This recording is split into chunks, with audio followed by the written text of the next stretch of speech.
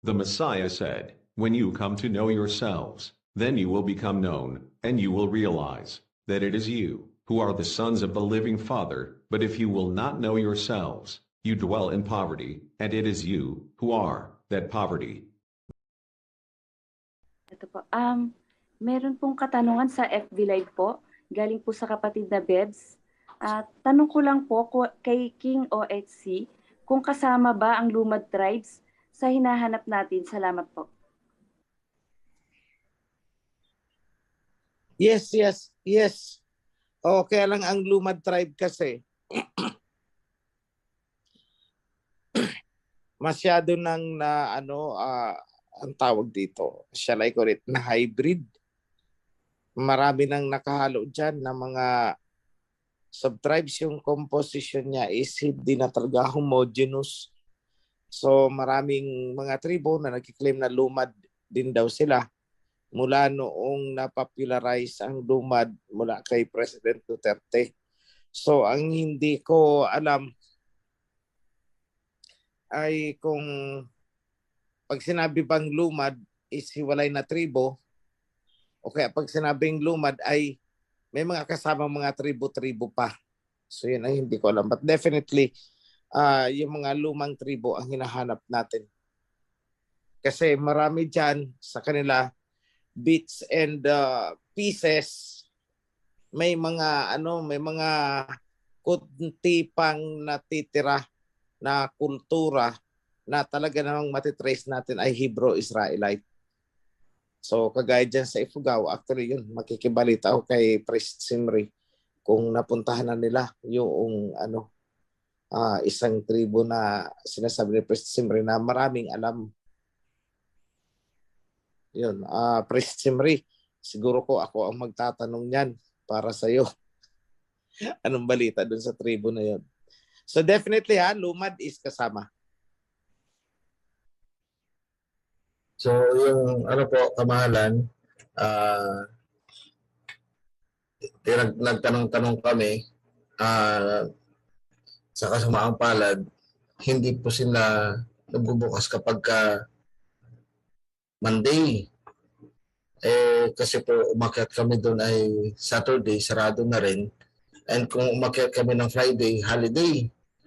So mayroon po kasi mayroon na rin po mga kapatid natin na tinatap na pati yung kanilang pinaka-anthropologist daw po doon na kapatiran nila doon sa Ifugao. And then naniniwala sila na sila po talaga yung bayan ng Kiangan, yung pinagmulan ng mga native na sa halos buong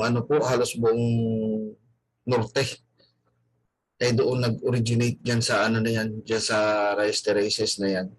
And then nakikita ko po yung mga salita kasi mayroon po kami kasama doon meron kami kasama na naiintindihan yung salita ng mga tribe. Ako po natutuwa sa kanila mga punto kasi nakikita ko po yung mga nawawalang alpabeto ng Hebrew alphabet sa kanila. yung pagbigkas po ba nila, yung pagbigkas nila na akala natin yung salita ng Chinese. Akala mo salita ng Chinese kasi yung mga tasa, yung mga cha, nandun po sa kanila. Inano po namin yung kasaysayan na sana mayroong mabuksan po yung aklat na yun kasi yun daw po ay matagal na and in-record. Pero sa bibig mo po mga matatanda, ang sinasabi lang po nila na pinagmula ng lahing Ifugao ay si Bugan at saka si Wigan. Na kung titignan po is Idamintif lang din po yung na iba lang ang pangalan. Yun. At natutuwa po ako kasi nakarating ako doon and then meron nga po pala ang padala po yung kapatid natin kamahalan na rice wine. Kasi doon po pala sa Batad, doon sa Batad, nandun pala po yung pinaka-special na rice wine. Natuwa po ako kasi sabi niya sa akin na malapit lang yung bahay namin, 30 minutes lang, sabi niya. Ayun po pala, 30 minutes na pababa ay puro po hagdan. Hindi ko alam kung ilang step talaga. Pero kailangan kong bumaba. Hanggang ngayon po, nararamdaman ko pa yung pananakit ng mga hita ko sa pagbaba at saka sa pag-akyat. Ngunit natutuwa ako na buong sa pinakasulok ng mundo na yun. Talaga pong sulok siya kasi wala po talagang signal ang network doon, kahit anong network. Ay meron pong tinawag ang ating alahayam na kapatid natin doon. Alam niyo po, siya ay 2019 pa nang sumusubaybay sa video ng ating kamahalan. Naglalakad siya ng 3 kilometro para maabot niya lang yung signal ng... Hindi po birong lakad mga kapatid kasi talagang bangin po yung dinadaanan. Doon po ay bawal yung hindi nakatingin sa nilalakaran kasi kapag nagkamali ka, mabilis ka makakarating sa ibaba. Kasi po talagang bangin. Inaakyat niya po, ay talagang hindi biro po yung akyatin niya yung 3 kilometro. Wala pong palusong doon sa 3 kilometro na yun para maabot niya po yung signal. Kasi tinuturo niya po yung Bluetooth ay talaga pong yung 3 kilometro na yun ay anunin para mapanood niya lang po yung video. At ngayon po, nung pumunta kami doon, 2 na sila. Ayun, kaya natutuwa ako. Talagang magkakalayo sila doon dahil sa ang problema ay signal. Talagang nahihirapan din sila pero natutuwa ako tinanong ng ating aba na matawag sila. Ngayon po yung kasaysayan ay kailangan ko pa pong balikan para po meron na rin po ako ng mga contact na para ihanda po yung kumbaga maano po natin yung schedule makapagpabook para po mabuksan po yung itinatago nilang kasaysayan at ako'y malakas po ang aking pananampalataya na meron po tayo makikitang root ng Hebrew doon sa kanilang kultura kasi kahit po yung mga pananamit saka alam na po natin na kitang-kita natin na sila kasi sabi po ay galing daw Indochina mga ganun ay kaya lang ang gagawin nila mag-English kaysa mag-Tagalog. Kaya po yun. Natutuwa din ako at humihiling sana din yung ating Ilocano translation ay matapos na para po doon sa mga kapatid natin na mga katutubo na nandun. Dahil nahihirapan po silang managalog, buti pa sa English makaintindi sila. Pero po yung mga matatanda na hindi nakapag-aral, nahihirapan po sila. So, yun doon po yung aking ilalapit din sa ating kamahalan ko ano maganda yung ating gawin doon. Pero po yung kasaysayan ay i-schedule ko pa po yung balik siguro po pagkatapos na po ng Abib na ako'y makabalik doon. Para ma-schedule po yung pagbukas, kailangan po pala ay Thursday or Friday ako pupunta doon kasi kapag Monday ay sobrang busy po. Napakarami daw pong ginagawa. At saka kailangan po talagang i-schedule kasi isa lang po ata yung humahawak pagkatapos hindi basta-basta ipinapakita kung kani-kaninong hindi pinagkakatiwalaan. Yung po ay sulat kamay lang yung aklat na yun. Kumbaga isinulat lang ng mga matatanda tapos yung huling matanda siya na naman na magsusulat yun parang ganun po yung yung kasaysayan na yun. Nakatago nila. So yun po kamahalan yung aking ibabalita sa inyo na masayang balita na makita yung mga kapatid natin doon sa mga sulok-sulok. Hanggang ngayon nararamdaman ko pa yung paninigas ng aking mga hita sa pagbaba doon sa Batad. Pero napakasarap po ng kanilang rice wine. Doon pala yung pinaka-special na rice wine. Doon ko nakita yung paano nila pinaprocess yung paggawa. Ito po kamahalan. Magandang gabi po, kamahalan. Magandang gabi po sa ating priesthood, Joshua Group, sa Facebook Live po, mga nanonood po, and then dito po sa Zoom. Ang tanong ko po ay, ewan ko po kung anong term na gagamitin ko, pero tatanong ko rin po para malaman ko. Kasi talagang laging pumapasok sa isip ko na itong tanong na ito. Pang ilang generation po ba sa angkan ni Jacob, yung generation ni Jesse, na alam naman po natin na doon nang galing ang ating Misaya. Maraming salamat po.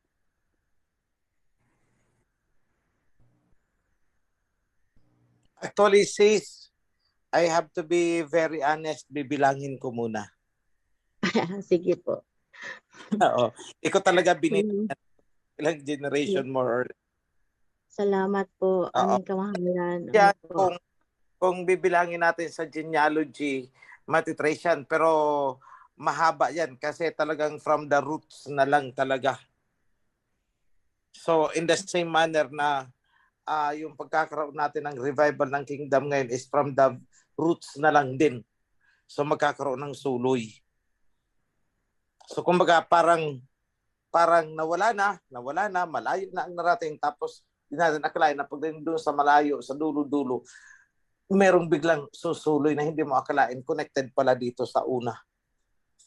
So ganyan din ang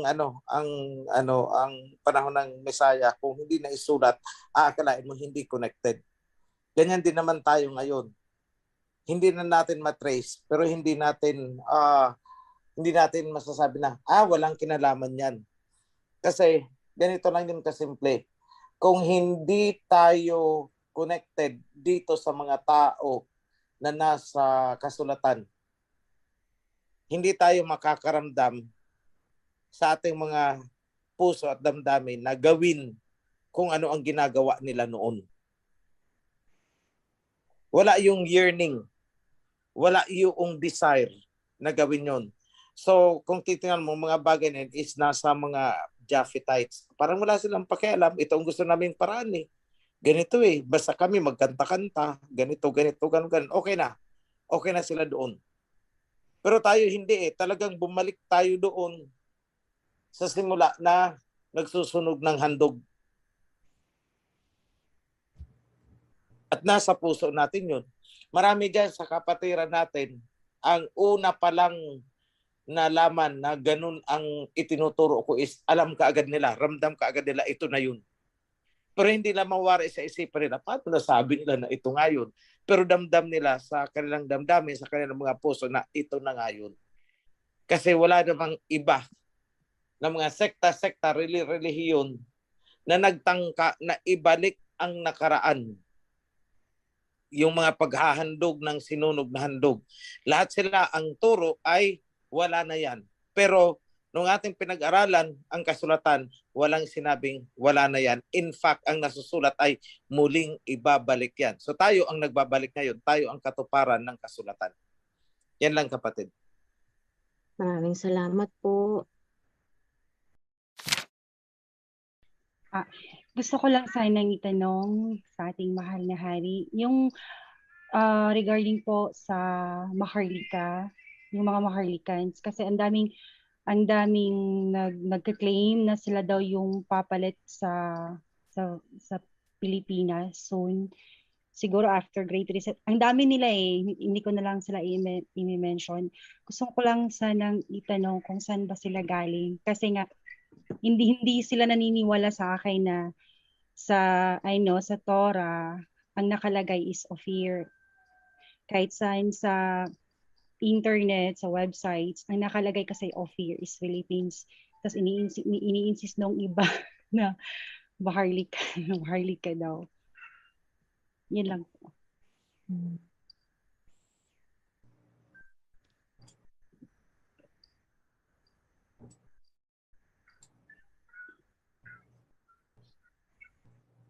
Mahal na hari. Okay. Sorry, nakamute pala ako, sumasagot na. Sorry, salamat. Unang-una, hindi naintindihan ng mga Maharlikans. Yung salitang Maharlika, hindi nila inalam saan nagsimula ang Maharlika. Ang unang-unang nagbanggit ng salitang yan ay si Marcos. Pero ang pinatutukoy ni Marcos is royal elite, a certain class of people. Hindi isang lahi. Kumbaga, the monarchy, parang ganon, sa ating Maharlika. Mga elite, maharlika. It's an adjective actually, not a noun. At ang adjective na yun ay plano ni Marcos gamitin upang itawag sa Royal Army. Royal Army is Maharlika Army. Doon po nagsimula yan. Ang Maharlika ay hindi bansa, kundi isang class ng isang tao according sa yung posisyon nila sa sosyedad. Mga elitist. Elite. Maharlika. Hindi yan lahi, hindi yan lugar, hindi yan bansa, kundi antas ng sosyedad na kinabibilangan ng mga mayayaman, maharlika. Yan ang kung tatagalugin natin or isasali natin sa ating week ang salitang royal, kasi di ba sa Britain is royal family. Kung isasali natin sa salita maharlikang pamilya, royal family. Yun po ang ibig sabihin nun. Noble, yes, that's the term. Nobility, maharlika. So, intindihin muna nila ang ibig sabihin nun bago sila nagngangawa. At saka wala pong historical roots bilang ancestry ang salitang maharlika. It's not a race. Wala yan sa genealogy ng mundo. Sapagkat yan ay isang social class. So yan lang po ang masasabi ko. Isang social class. So wala po. Walang maharlika. Ngayon, pangalawang puntos to sa kanila, ang kingdom na itatayo ay naaayon sa covenant. Anong covenant ang pinanghahawakan nila? Wala.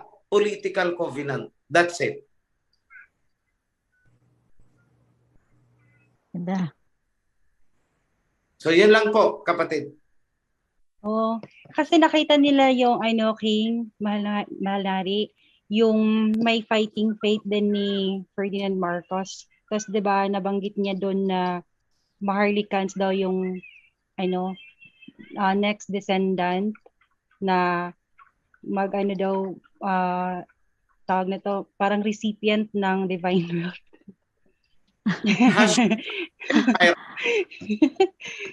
yung may fighting faith ni Marcos is about the Hashemite Empire.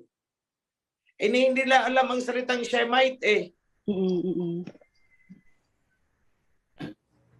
So maharlika is a social class antas sa lipunan. Hindi yan isang race, kundi antas sa lipunan, ranggo sa lipunan. Sa atin pag mga mga mayayaman at nagsama-sama mga elite o ang tawag din ay maharlika, ay mga sosyal. Ayan. Diyan natin, ay mga alta sosyedad. Yan, maharlika, yun ang katapat doon, parang ganun. Alta sosyedad ang ibig sabihin ng maharlika in our modern usage. Social status, yes. Actually, dagdag ko na lang ha. Kasi kanina nakita ko yung, pwede ba i-mention? Nakita ko dun sa YouTube. Nakita ko kanina yung, programa ni Ka Anton. May isang prinsipe daw dun na sinasabi pa niya na yung, yung bansa natin magiging maharlika. Ipapalit na new flag, new team, new name, tsaka new people. Kaya kumpitahan na ba sila ng United Nations? Oo nga. Kung pinuntahan sila ng United Nations representative, pwede pa sila. Pero hanggat hindi sila pinupunta at hindi sila sinusulyapan, wag mo na silang angkin. Yan si Ka Anton, gustong-gusto ako ma-interview. Hindi ko yung pinapansin si Ka Anton, yung Won yata yan. Channel. Hindi ko pinapansin yun. Wala akong panahon sa mga ganyan. Mamuhay sila sa pantasya. Ganun lang. Okay. Pwede Salamat po. Sis Cheryl, Ako ay magsasalita sa iyo kasi dati ako dyan sa Maharlika. Mm.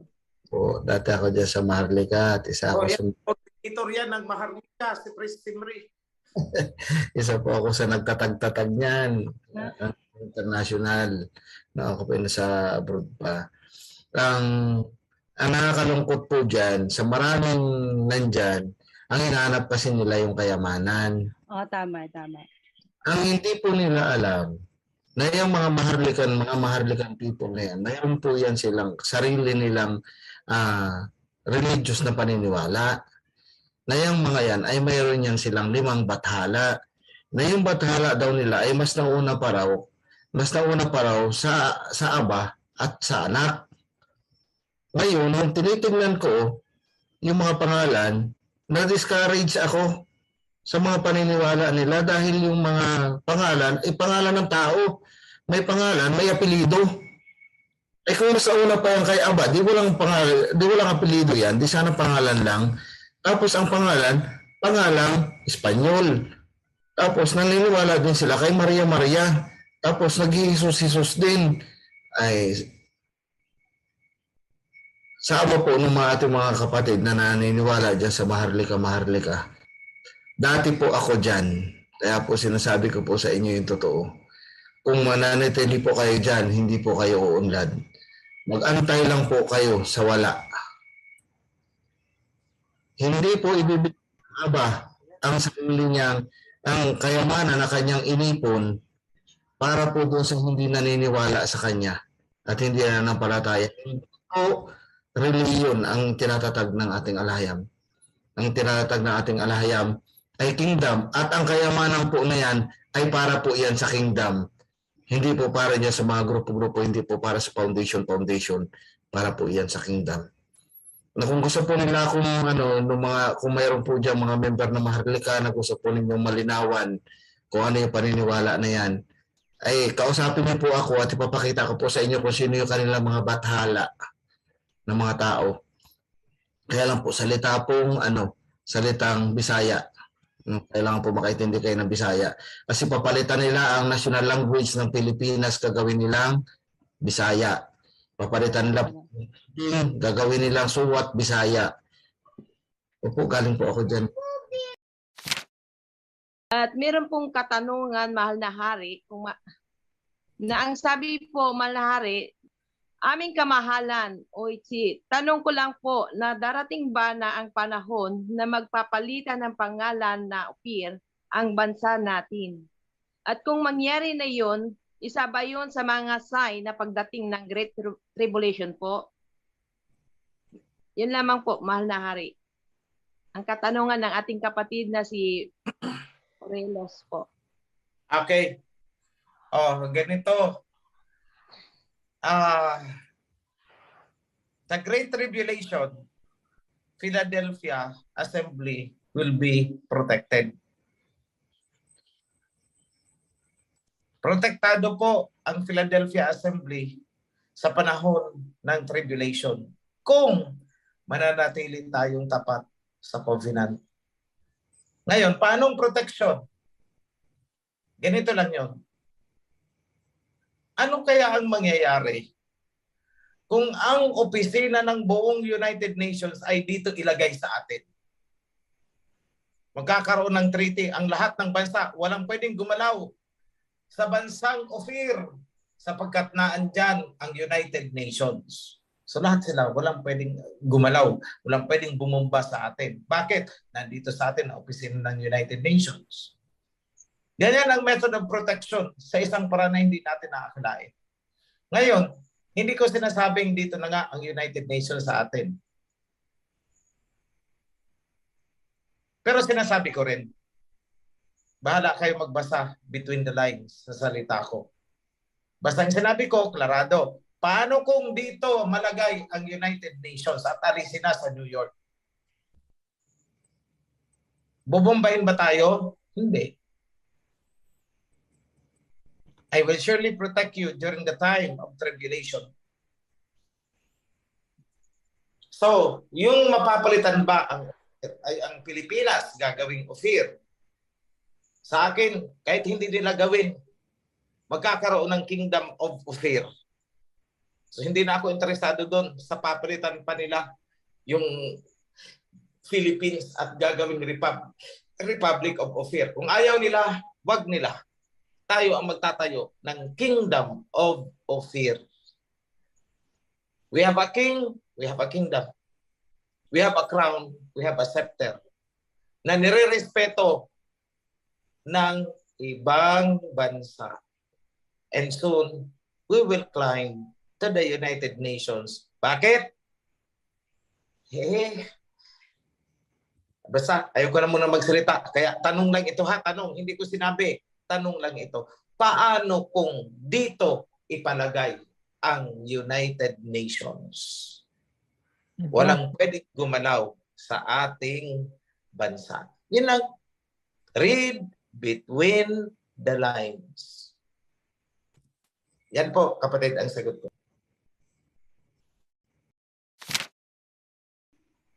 Hello po, magandang gabi po, mahal na hari. At Priest Timothy at lahat ng mga moderator.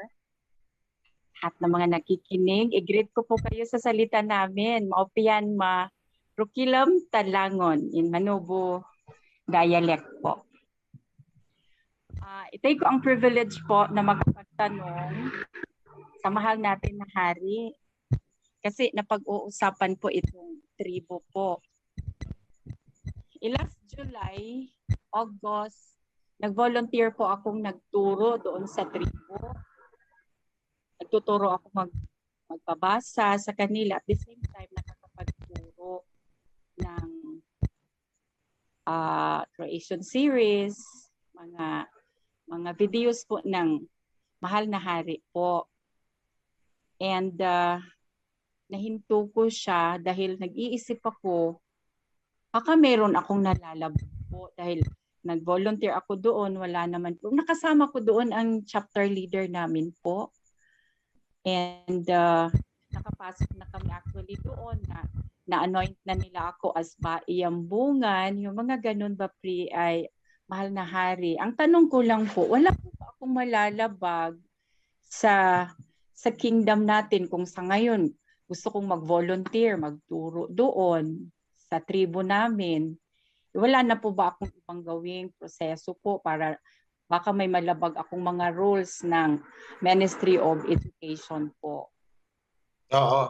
Sis, ganito na lang. Hindi ko kasi alam kung up to what extent, anong nature ng itinuturo mo. Pa-orient ka na lang sa Ministry of Education. But we encourage talaga na magkaroon ng mga kagaya mo. So long as hindi nyo dadalhin sa kung saan grupo ang mga tao. Ito at napunta na doon sa tungkod. Yun lang naman ang ahit natin. Kung pagtuturo ninyo, kung paano man ninyo gawin yan, ang resulta ay madadala ninyo ang mga tribo sa covenant, then so be it. Sabi nga, preach the kingdom to the world and so the end will come. So, yan lang sis. Keep it up. Paturo ka na lang. Thank you very much sis sa effort. Magandang gabi po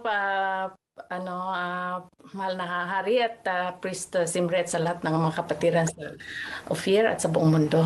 Tanong ko lang po, nabanggit niyo po kasi yung tungkol doon sa paglipat ng United Nations po sa Ophir kung sakasakali. Hindi po ba na nasa New York yung chamber ba yon or yung kung nasaan yung black book ni Taneng, ni Satan. Hopefully, hindi naman po yun siguro isasama sa atin. Ano po? Hindi sis. Kasi hindi naman yun nakadeposit sa United Nations. Naandun yun sa temple ni Anton LaVey. Okay. Kasi po parang mayroon akong rinig na mayroon siyang book na doon daw niya nabasa, nandun daw po yun sa United Nations. Parang may chamber doon. So, I'm not sure. Kaya nga po, medyo nagulat ako. Yun lang po, mahal na hari. Salamat po. Actually, sis, I haven't heard na nilagay ang Satanic Bible. What you're saying na Black Book is the Satanic Bible. I haven't heard na ang Satanic Bible ay ipinasok sa United Nations kasi ang alam ko naandun yan sa Satanic Temple ni Anton LaVey, yung founder ng Church of Satan. Okay po. Okay. Okay. So, wrong information po pala ako. Thank you po. No problem. Magandang gabi po ulit, Mahal na Hari at Priest Himri at sa ating mga kapatid. Babasahin ko lang po ang katanungan ng ating kapatid from Canada, si kapatid na Bona. As lang po kung ano po masasabi ng ating Mahal na Hari sa nagaganap sa Russia at Ukraine na ngayon ang Ukraine ay pumasok ng Russia. Gayong Ukraine ay isang Japhetite po. Okay, yung totoo niyan, itong Ukraine na ito is really part of the USSR since time immemorial. USSR yan. Ngunit, nakuha yan, na-impluwensyahan yan ng so-called Western. At nahayaan yan ng USSR kasi nag-convert sila into a form of government. Napunta yan doon kung parang nakapag-declare ng independent nation. Ngayon, pinayagan yan on condition na hindi sila magiging military power kasi threat nga naman sa Russia. Pero ang nangyari is pinasok yan ng Western nations tapos nilagyan ng mga armaments. Yun ang kinagagalit ng Russia. So, actually, ang pinakapunto lang naman ng away dyan is ito ay mariresolve kung i-give up ng Ukraine yung kanilang mga military arsenals. Walang missiles whatsoever. Maging neutral country sila kagaya ng Switzerland. That is the only time na yun ang condition ng Russia kaya pinayag country. Pero nung nakita Russia nangyayari, nagiging sila, so dinesisyonan ng Russia na lusubin yan. At babawiin. So yun lang naman, sis.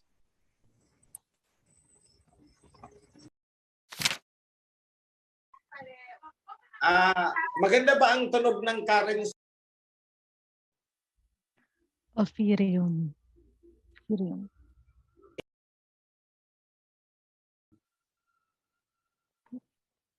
Okay naman po. Maganda po siya. Ophirium. Parang lithium, parang ganun, parang liquid sa maganda po. Maganda, mas madaling makilala. Parang substance. May identity. Oo. Okay. Meron na po tayong ano. Yan. Basta wala lang yun. Parang wild imagination lang yun. United Nations na andito sa atin.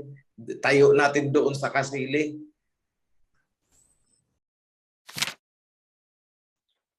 Since Russia and China are the two witnesses, okay lang kaya yung lumalapit tayo, Operian or Shemites Foundation sa UN? Mahal na Hari? Ganito lang yan. Para makontrol mo ang kabayo, kailangang lapitan mo. Yun lang yun.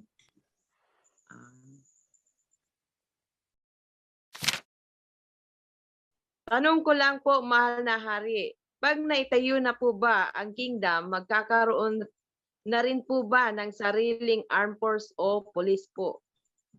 Yun lamang po. Of course. Siyempre, economic, military, finance, education, healthcare. Magkakaroon tayo niyan. Kaya nga ang setup ng ating foundation ay bilang paghahanda para dyan. Kasi itong foundation natin na ginagawa, this is the prototype ito yung prototype of that government. Kaya kung titingnan nyo ang constitution ng yung diagram ng ating foundation, sa pinakataas is Abayahawa. Next is King Yahawashai. Next is Mensahero. Then / King. Then I'm sorry, bago pala yung Mensahero and King is ulitin ko. Abayahawa, King Yahawashai, Covenant, then King, Mensahero / King, then pababa na andon ang Prime Minister, Deputy Prime Minister, tapos yung four corners ng ng ating kingdom, pababa yung nabubuo nun is the Court of Divine Law. So lahat po yan naka-diagram na. Then sa baba nun, Ministry of Health, Ministry of Education, Ministry of Finance, Ministry of Property, Ministry of Social Welfare, Ministry of etc. etc. Ang daming ministry niyan eh. Kasama doon ang Defense, Intelligence, Ministry of Intelligence, Security and Defense. Yan. Meron po tayo niyan. Kaya nga hindi nagtatagal ang mga nagkukura kahit anong gawin nilang underground. Ang bilis ma-detect eh. Bakit? Ang gagaling ng mga tao natin sa Ministry of Intelligence eh. Pilit nilang ginagapang si Bro Kong. Ito sabi nila marites daw ito. Sige, mag-marites tayo kunti para masaya. Last week, walang nakakaalam nito eh. Kahit si Prime Minister, hindi niya ito alam talaga. Wala. Last week, nagtangka na pataubing wasakin ang foundation. May nagplano na lulusubin ang kasili at aagawin. Tapos, may na-detect kaagad na may isang natin, kasamahan, kasamahan natin na may tungkod. Siya ang naghahatid, pinag-isa niya ang mga nagkura at inihatid papunta kay Bro Kong. Ang layunin ay kumbinsi si Bro Kong na ako ay palayasin, paalisin sa kasili at kukunin na nila ang kasili. So madali nga naman pag si Bro Kong ang nakuha nila eh. Okay, nadetect ka agad dyan ng intelligence. So anong ginawa? Inilunsad ang Operation Bayawak. Yan. So kung narinig na rin yung Operation Bayawak, direkta ako ang nag-organize niyan. Nag-set up sila ng mga meeting. Okay. So, masaya ito.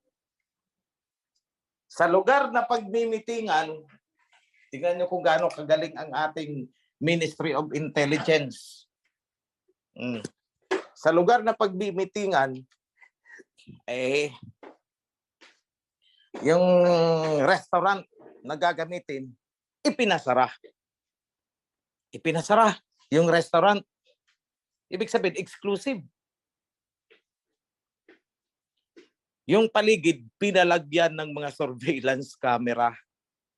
At yung mga tao na labas-masok, kunwari ay mga customers.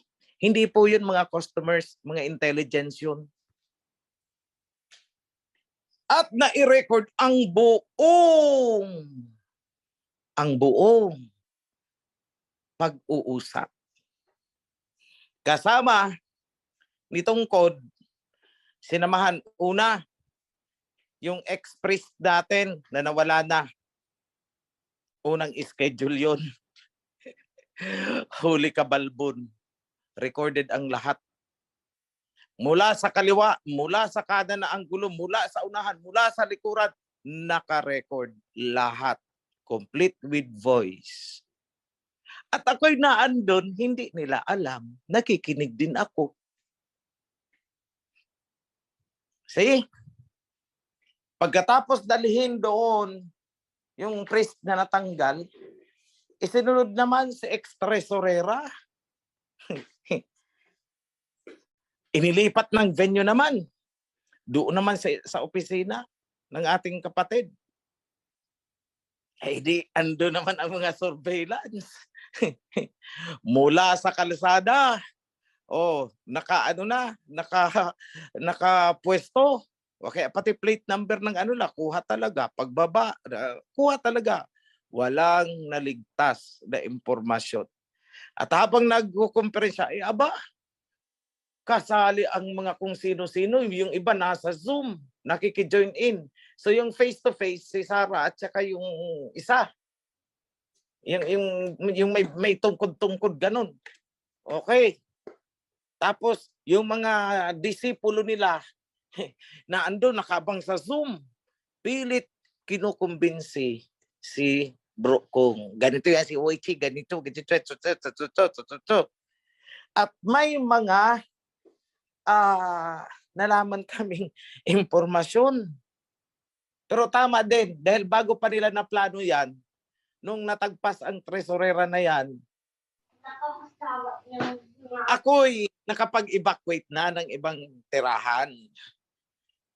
So okay lang, wala na siyang alam. Pero ang ipinamalita niya, kawawa na si UHC. Nakuha na namin si Kung at pinalayas na si UHC sa magarang tirahan. Yan, si UHC may 100,000 yan, may 100,000 yan, may 100,000 a month yan. Pero ang sinasabi niya, kawawa si UHC. Nakatira sa squatter na lang. Siguro ko ang iba dyan sa inyo, nabasa yan. Kung hindi ba naman dakilang hangal, isipin mo nga yung sinasabi mo. Wala talagang kukote. Ipinamamalita ninyo na merong 100,000 a month si OHC. Bakit ako titira sa squatters kung may 100,000 ako? Sige nga, nag-iisip ba siya ng katangahan niya? Titira ba?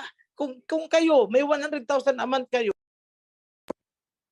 titira ba kayo sa isang squatters na kawawang-kawawa daw? So yan, nagkukontrahan ang mga kasinungalingan nila.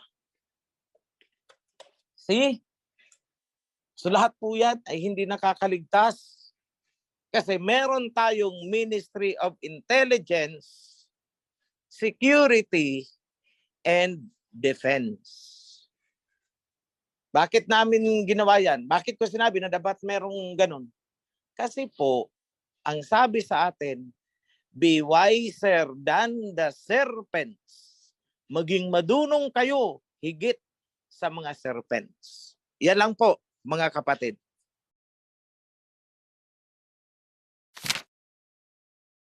Ay, meron pa po akong tanong, kamahalan. Kasi may nabasa po ako. Ano po yung highest Interpolcom? Na ano lang po kasi ako parang nagulumihan na ako. Isa po ba yung international? Opo. International Peace Commission. Opo. Okay. Yan lang naman yung mga nagdadampot ng mga nagtatangkang gustong kumuha sa divine wealth. Yan po ang trabaho niyan basically. Kaya nga sabi ko, kaya't ipa-activate ko ito laban dito sa mga to. Di ba? I said that. Pero no need. Abala lang panahon eh. Abala lang talaga ng panahon. Pero itong nagkakalat, itong si Yancel, grabe kung tumira ito sa akin. Kung hindi magaling ang intelligence natin na ayun, nakolekta ang mga pictures niya mula childhood, ayaw magpakilala, pero kung makatira, ayan, peke ang account ninyo. Fake account, fake account, fake account. Siya, Yancel Ashima. Hindi ba yung fake? O hindi, pinakalkal ko. Sige, kinukontra mo ang fake. Unahin kong kalkalan kung anong totoo ikaw. O, di ba? Gusto niyo makilala si Yancel Ashima? Opo. Mga Kora, gusto niyo makilala? Opo. Opo. Opo. Yada. Gusto niyo makilala talaga, ha? Bahala Opo. naman, bumabalandra na, umiikot na ang kanyang picture eh. Ayaw ko manggaling sa akin. Tingnan nyo na lang, magkalat-kalat kayo dyan sa, sa social media. Nandiyan na, umiikot na eh. Okay. Tinira nila ako ng tinira noon. O sige. Hindi na alam, mas malikot ang, ang MISD. Ministry of Intelligence, Security, and Defense. Yes. Kamahalan, ano po yung 'di ba po meron tayong Philippine Shrine Commission. Yung sa pagpapatayo lang po ba yun ng mga Revolto. simbahan? Oo. Galing po yan dyan, yun yung Philippine Shrine Commission. Ewan ko kung anong ginagawa niyan. Pero ang nakikita ko, Philippine Shrine Commission, protektado nila yung revolto ni Cory at saka ni Ninoy doon sa may malapit sa Manila Hotel. Hindi mo pwedeng galawin yun kasi protected daw ng Philippine Shrine Commission.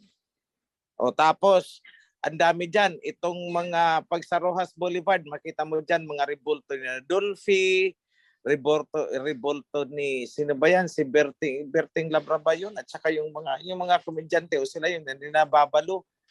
Yun mga revolto yan, protected yan ng Philippine Shrine Commission.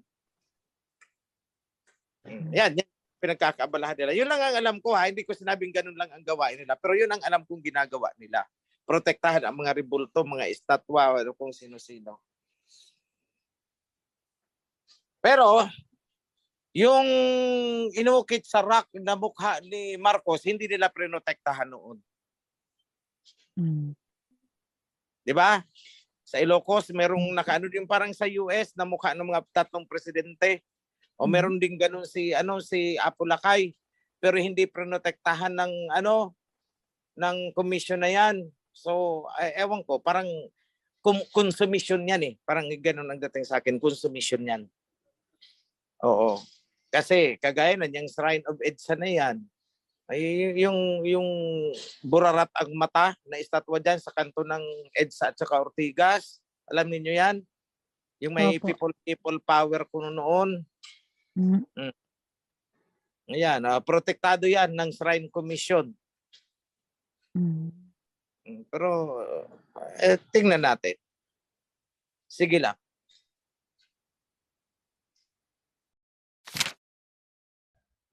Mapagpalang gabi po, mahal na hari. Tanong ko lang po, di po ba nabanggit nyo noon sa video nyo na lumalawak na ang kaalaman ng robot na si Sophia at nagkaroon na po siya ng position sa United Nations? Halimbawa po na loobin ng ating mahal na Aba na dito sa ating bansa ililipat ang UN, ano po kaya ang maging sasapitin ng Sophia na robot? Isasama din po ba nila dito sa ating bansang Ophir? Tadyakan ko yan. Yun ang sagot ko. Tadyakan ko yan. Yun na. Nasagot ko na. At tanong ko, isa na lang sa ating mahal na hari.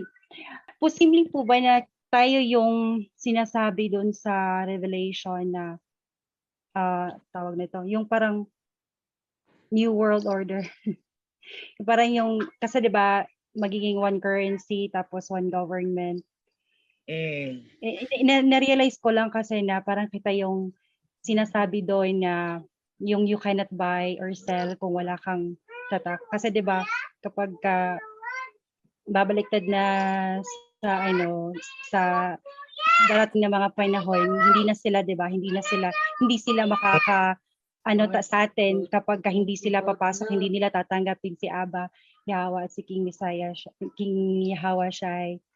At saka, 'di ba, hindi sila walang ibang currency kundi tayo lang. So parang tayo yung yung sinasabi na doon sa New World Revelation. Order.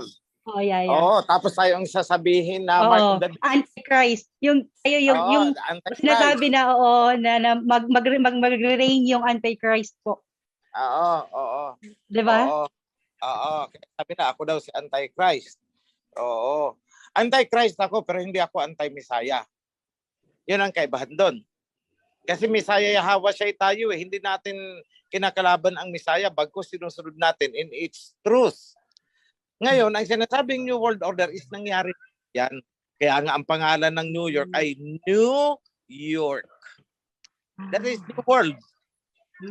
Oh, pansin nyo sa mga history. Nung ang unang mga Americans ay umalis sa sa England at sila ay tumakbo sa Amerika, ang sabi nila, they found a new home in the New World. So yun ang New World Order. Itanayo nila ang magulong United Nations. Pag lumipat ang United Nations, yan ang sinasabi na, I will restore everything in order. For the former world has gone, yung sinasabi order has gone, and a new order is coming. New order, new world.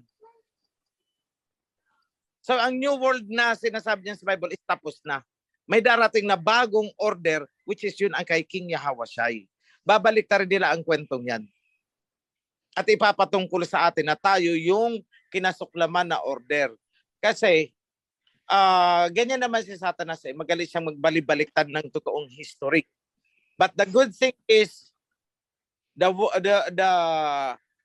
hunger will pass. Bakit? Inaaandar sina Gog and Magog na magnanakaw sila.